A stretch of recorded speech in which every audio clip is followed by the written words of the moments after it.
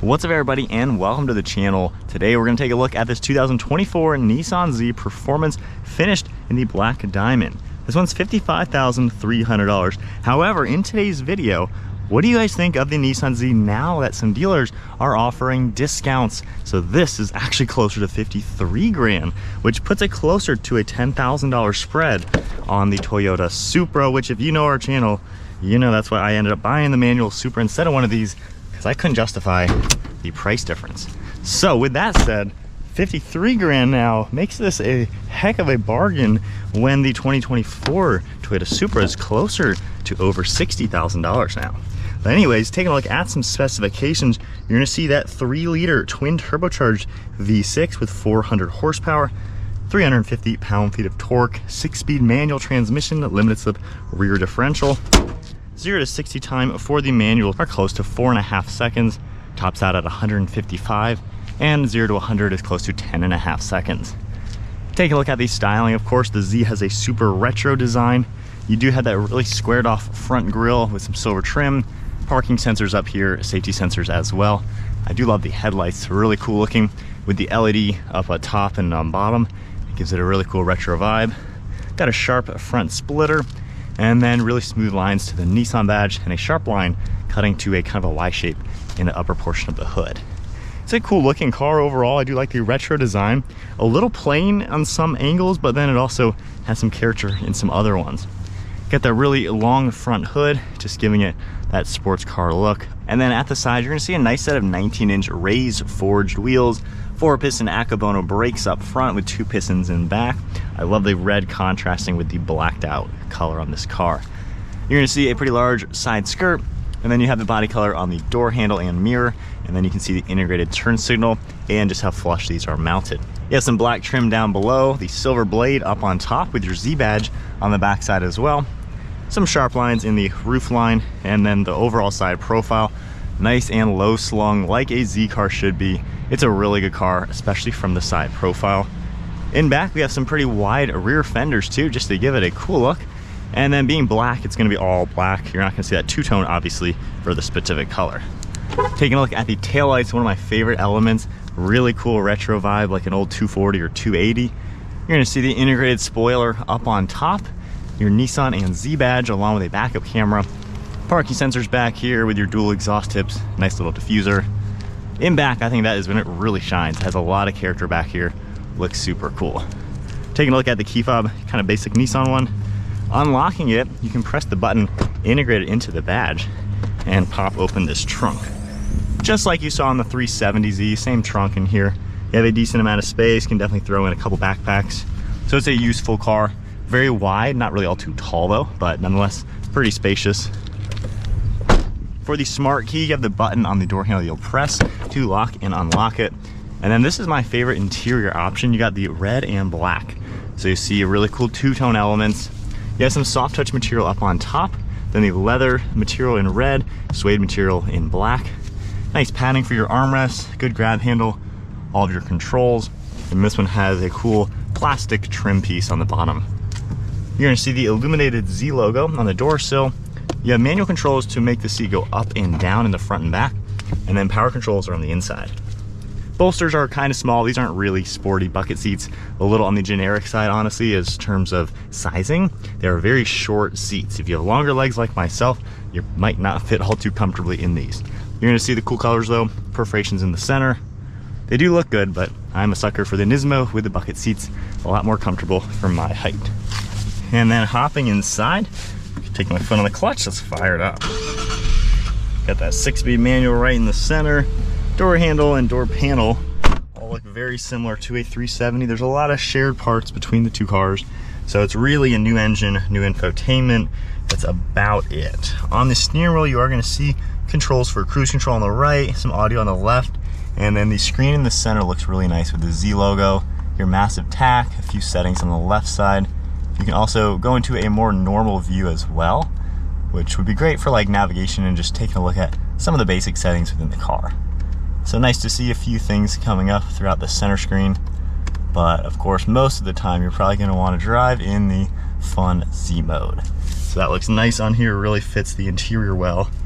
The right stalk, you're gonna see windshield wiper controls, turn signals and headlights on the left, traction controls down below, and then just some plastic, rubber, soft touch material for the dashboard. We do have our boost gauge for PSI as well as RPM, then our battery voltage, and then I love how the red just kind of goes right into the center screen here. Now this screen is kind of simple, nothing really all too fancy. You have basic audio controls, camera shortcut to get to some of those settings. You can go under a few more, like your map, back to audio. You can go under here, and then for the home screen, you can just kind of swipe left and right and see a few different things popping up. If I go ahead, go into reverse, you have a nice backup camera popping up. Parking sensors pop up there as well. And then climate controls right out of a 370. You have your fan speed, temperature, zones, a little storage with a USB. And then the sport mode in this really just changes your rev matching to on and off. So you can see the S mode popping up there. Nice red in the center for these pads. And then we have heated seats, trunk release button, 2 cup holders in this car. You can slide this forwards and back as well. And then it will open to reveal some storage. We have a nice manual parking brake, which is the cool touch.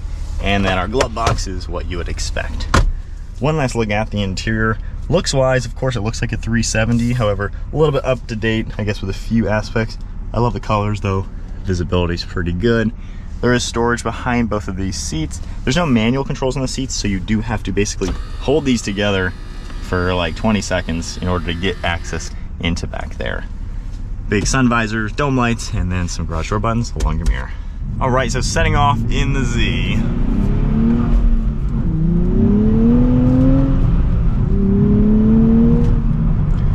All right, so I have had a lot of these as press cars. We have a lot of seat time in the new Nissan Z, probably 5 or 6 performance models and 2 Nismos. So I've been in this car a lot.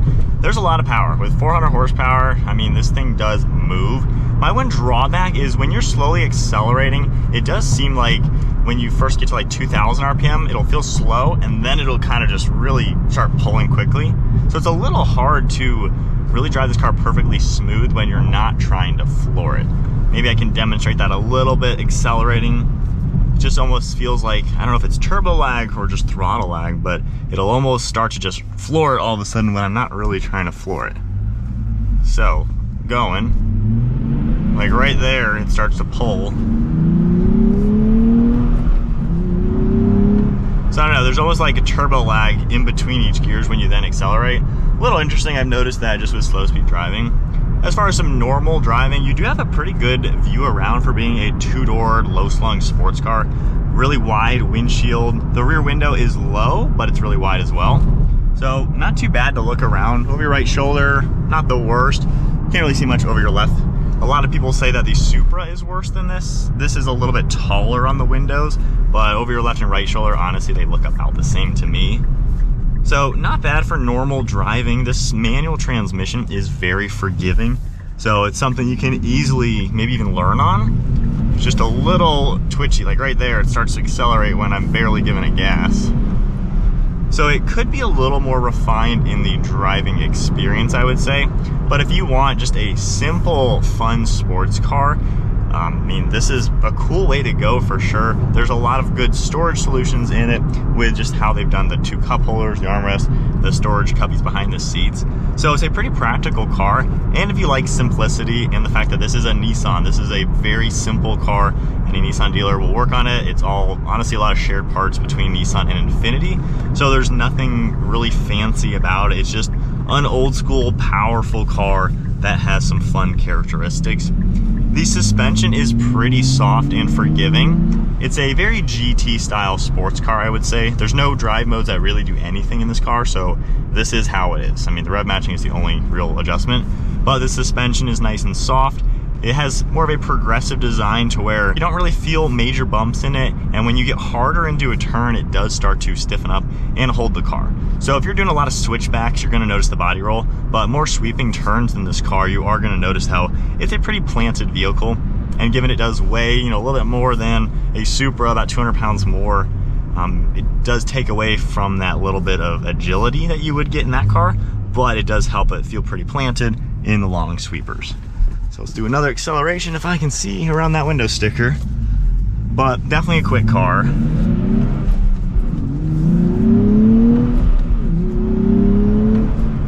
keeping the revs low given this is a new car. But again, if you want to see us rip these in the mountains, take a look at our channel for more of those. But overall, yes, it's a fun car. It's simple, it's not really all too fancy and up to date, but it kind of gives you just a fun GT sports car. And with the discounts that we're now seeing on these on the new market, you can buy these actually in the lower 50s now. So we're maybe getting there to be a good value. But anyway, Nissan Z Performance, definitely a fun car. Check one out if you are looking for something pretty cool.